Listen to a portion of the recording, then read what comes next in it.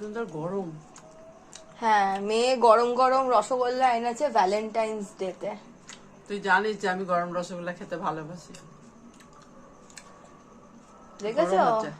কিন্তু হুম, তুমি তো নিয়ে খুলে বসে খেতে শুরু করে দিলে। হুম। তা মেয়েকে ভ্যালেন্টাইন্স ডে তে কি গিফট দিলে? হ্যাঁ, হুম? এই যে গিফট। না না না না না, সে তো চলবে না, হ্যাঁ। সে তো চলবে না। এই যে গিফট। এটা আমি এনেছি, হুম। তুমি আমাকে কিছু কিনে দাও। আচ্ছা কিনে দেবো, কি নিবি?